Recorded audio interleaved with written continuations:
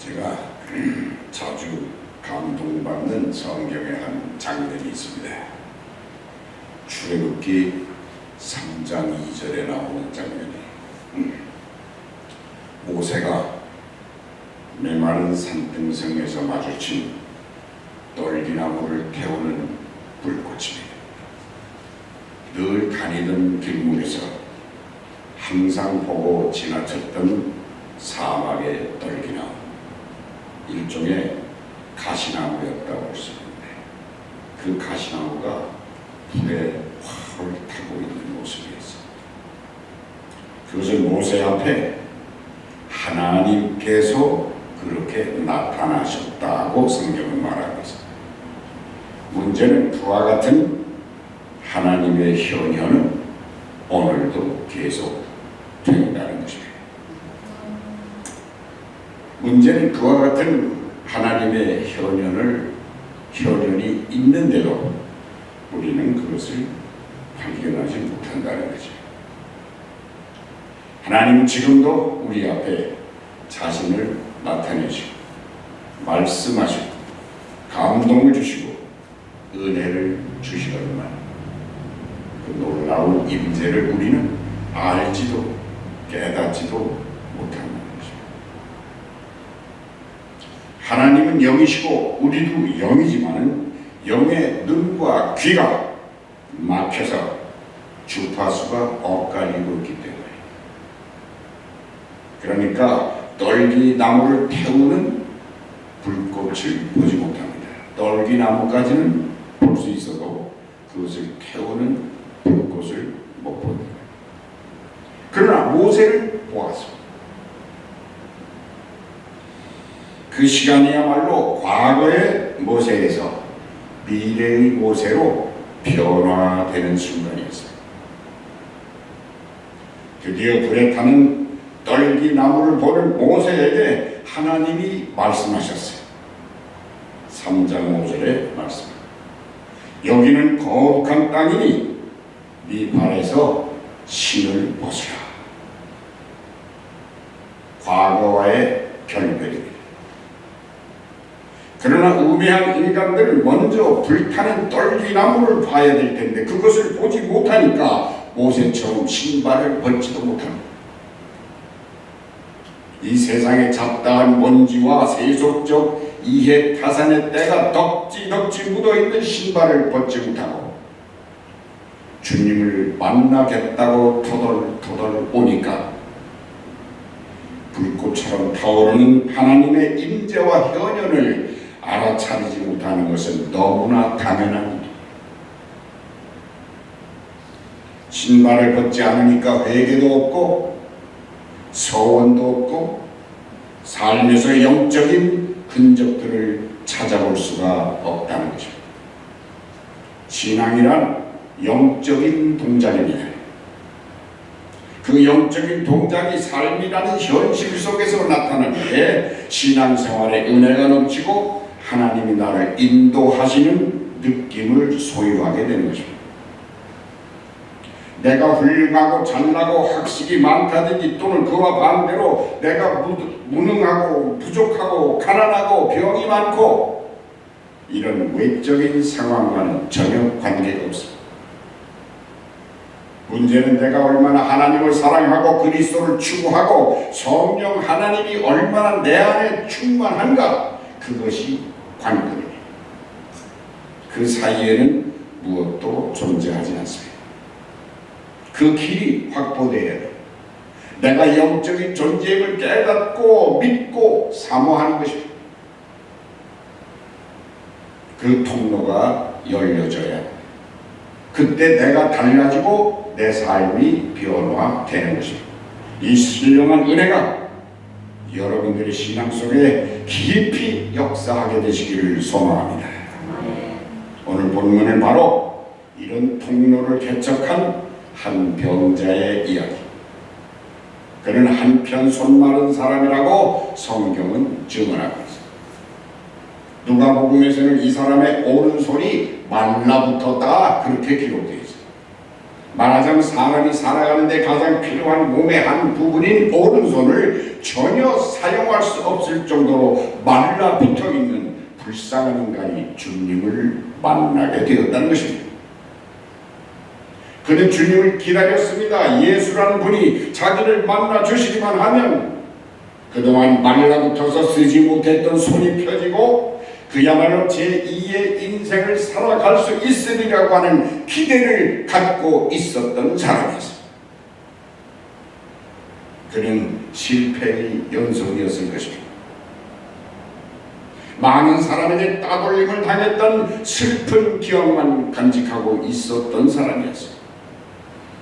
그런 뜻으로 보면 실패는 은혜입니다.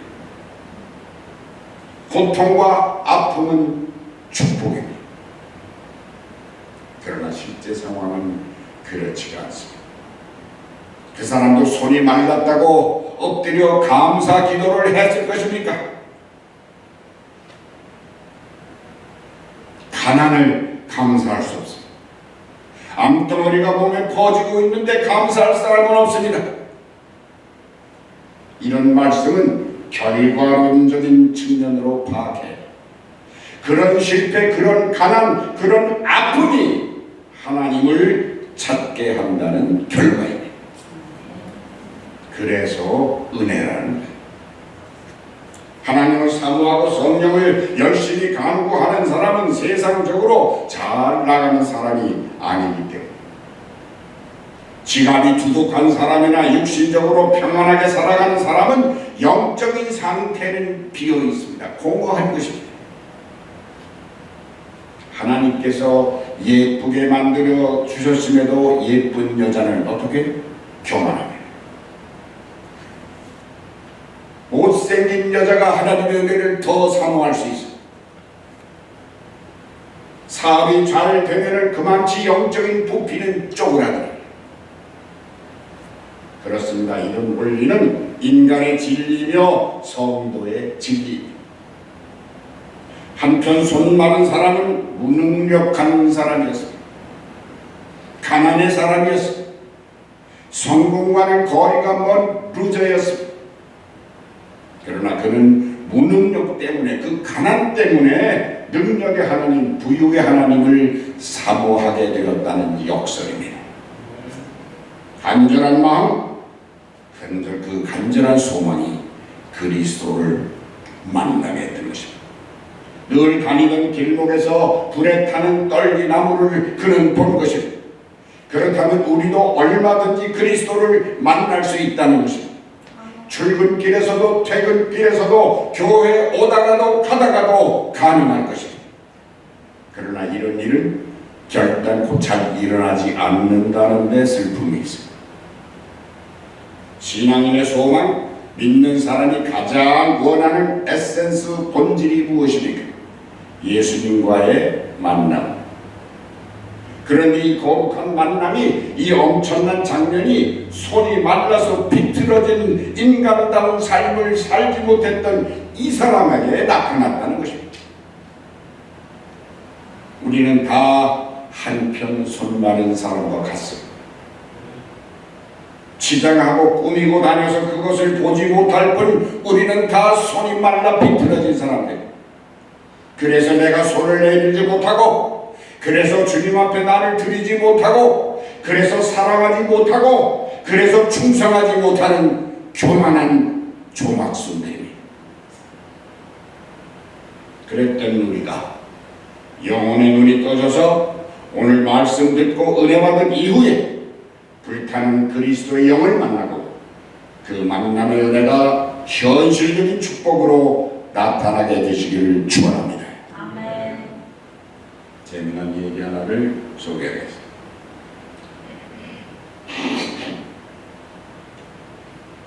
재미난 얘기인데 이 얘기를 얼마 전에 플로리다 뉴스에 그 신문에 보도가 되어가지고 세계적인 토픽 뉴스가 된 적이 있습니다.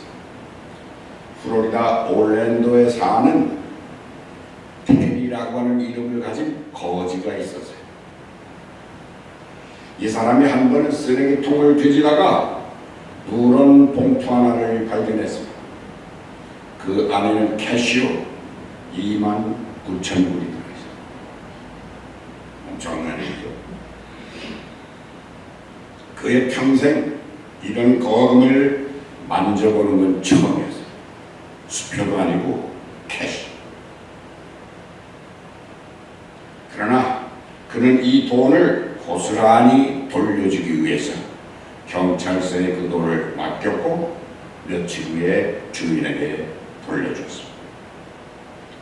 그는 인터뷰하러 온 기자들에게 이렇게 말했다는 것입니다. 내가 그 봉투를 열고 돈을 펴보았을 때 하나님이 저에게 말씀하셨습니다. 그 돈을 빨리 주인을 찾아줘라. 너는 거지야. 도둑놈이 아니잖니. 나는 이래봬도 하나님을 믿는 사람이었기 때문에 하나님의 음성을 들었어요. 그래서 그 즉시 하나님의 말씀을 따라 주인에게 찾아 그 돈을 돌려줬습니다. 우스운 얘기 같지만 이 사건은 참으로 진지한 모습을 우리에게 보여주고 있습니다. 주님 안에 있는 사람은 주님의 음성을 듣고 하나님의 현현을 일상생활 속에서 경험하는 자는 그의 삶이 하나님 중심이 되는 것입니다. 그것이 은혜입니다. 거지는 거지고 신앙은 신앙이라는 것입니다. 거지라는 것은 참담한 삶의 모습일지 모르지만 그가 소유한 신앙은 확고했다는 것입니다. 그 신앙의 통로로 영혼에게 부어주시는 은혜가 넘쳐 흐른다는 것. 은혜가 넘치면 암흑이 물러갑니다. 은혜는 무엇입니까? 도저히 자격이 없는 나에게 내리는 하나님의 사랑 아닙니까? 하나님과 내가 영적으로 함께 할 때 성령이 내 마음을 채우고 그 성령의 임재를 느끼는 순간 나는 그리스도 앞에 서게 되는 것입니다. 이 관계, 이 교통함이 마가복음에 나타난 그 사람처럼 우리 모두에게 나타나는 축복이 되기를 축원합니다. 헨리 데이빗 소러라는 분이 이런 말을 했어요. 무엇이 보이느냐가 문제가 아니라 무엇을 보느냐가 문제이다.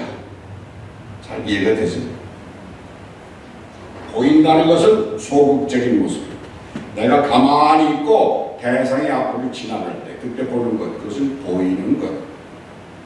그러나 보는 것은 능동적. 내가 대상을 찾아 나서는 것입니다. 내가 추구하는 것입니다. 한편 손 많은 사람이 스스로 걸어서 그리스도 앞으로 오는 것입니다. 그러므로 만날 수가 있었어요. 찾아 나온 그 사람에게 주님은 두 가지의 명령을 내렸어요. 오늘 본문 마가복음 3장 3절에서 주님은 그 사람에게 명령하셨어요. 예수께서 손 많은 사람에게 이르시되 일어나라 하시고 다음에 5절 이에 그 사람에게 이르시되 손을 내밀라 하시니 이 두 명령 중에 첫 번째 명령은 누구나 따라할 수 있는 명령. 자리에서 일어나라. 그때 일어나는 일은 가능합니다. 그건 어려운 일이 아니기 때문에 자리에서 일어나는 순간 그것만으로 만족하면 안 된다는 것입니다. 지금도 주님은 우리에게 할 수 있는 명령을 주십니다. 누구나 기쁜 마음으로 할 수 있습니다. 주일날 예배 드리고 교회에 나오는 일은 심각한 어려움이 아닙니다. 적어도 예수를 믿는다면 주일을 지키는 일은 기본입니다. 크고 작은 봉사도 할 수 있습니다. 마음만 먹으면 어느 정도의 헌금도 할 수 있어요.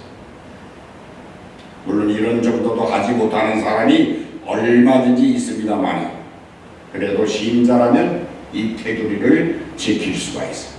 그런데 두 번째가 문제. 두 번째 명령은 무엇입니까? 손을 내밀라. 은혜를 그냥 주시면 좋겠는데 아픈 손을 내밀라는 거예요. 축복을 하시려면 그냥 쉽게 주시면 좋겠는데 힘든 일을 감당하라는 것입니다. 그러나 이것이 주님이 주시는 은혜의 법칙. 성령을 경험하려면, 하나님의 아버지이심을 체험하려면 보통 할 수 있는 한계를 넘어 특별한 때 희생과 충성을 요구하신다는 것입니다. 손이 말랐다는 것은 손이 말라서 꼬부라져 붙어버린 움츠린 손입니다. 그 손을 편다는 것은 얼마나 힘이 드는지 몰라요. 형언할 길 없는 너무나 많은 고통을 수반하는, 그러나 그 일을 하라는 것입니다. 그 아픈 손을 내밀라는, 그러므로 기독교는 아픔을 수반하는 진리입니다. 축복만, 은혜만 쏟아지는 것이 아니라 내 편으로부터의 고통과 아픔을 주님께 드리는 것입니다. 믿음 생활 때문에 아프다면 바로 그 순간이 내가 손을 펴는 시간입니다. 믿음 생활이라고 하지만 전혀 통증이 없다면 그는 일어나기는 했으나 손을 내밀지 않는 구경꾼일 뿐입니다. 잘 들으셔야 돼요. 그리고 어떤 사람은 그 추억을 즐깁니다. 손을 내미는 환자의 동작은 주님을 만날 때까지 계속하라는 것입니다. 어느 순간 끝나는 것이 아니라 계속되는 아픔의 희생. 리밋이 없어요. 유통기한이 없어요. 그러나 많은 사람들은 어제 손을 내밀었다가 오늘은 내밀지 않습니다. 그리고 지금은 손을 내밀지 않는 편안함을 간직하고 있어요. 성경은 증언합니다. 드디어 손을 내밀라 하시니 그가 손을 내밀매 그 손이 회복되었더라. 이 충격적인 은혜, 이 가없는 사랑의 통로는 어제도 오늘도 그리고 내일도 계속되어야 할 줄을 믿습니다. 저는 저 알라바마에 사는 한 분의 자매님과 이따금 전화를 할 때가 있어요. 그 자매님은 제가 뉴저지에서 목회할 때 함께 교회를 섬겼던 자매였는데 그 후에 알라바마로 이사를 가서 이사를 간 후에도 저에게 전화를 해요. 그래서 가끔 안부 전화를 서로 보내요. 그런데 한 10여 년 전에 이 자매님이 40대 중반 늦은 나이에 간호대학에 들어가서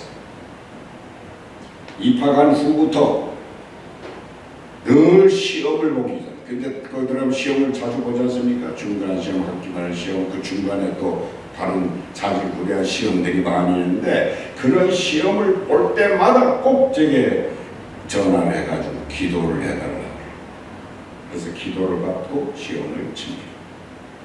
학기말 시험을 보는 전날에도 그는 기도를 부탁해 왔어요.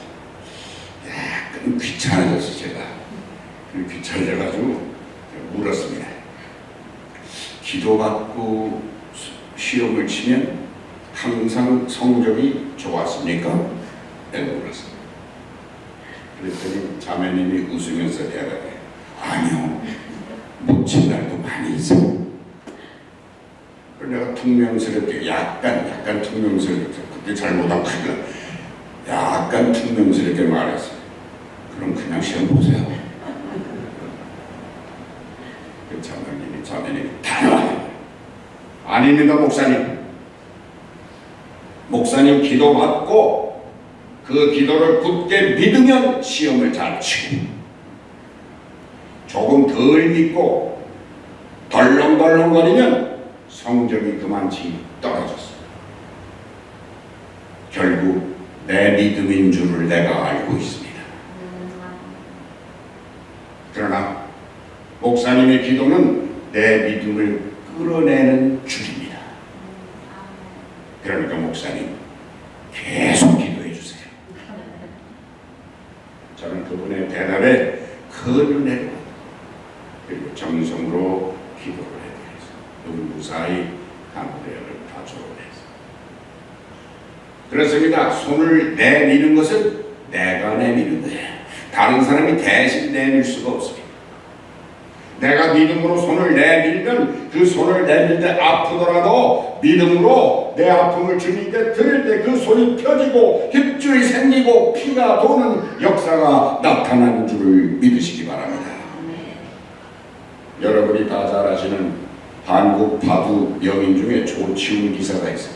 그 조치훈 기사가 기성, 명인, 본인방, 이게 이제 타이틀인데, 이 타이틀 3대 타이틀을 동시에 석권했을 때 그는 이렇게 말했어요. 나에게 바둑은 모노레일과 같다. 달리는 모노레일과 같다. 중간에 나는 내릴 수 없다.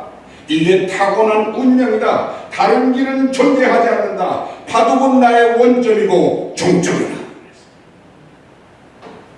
대단한 정신 아닙니까? 저는 이 말을 들으면서 우리 성도들의 삶을 생각해 보았어요. 아니, 다른 사람은 그만두고 나 자신의 삶을 성찰해.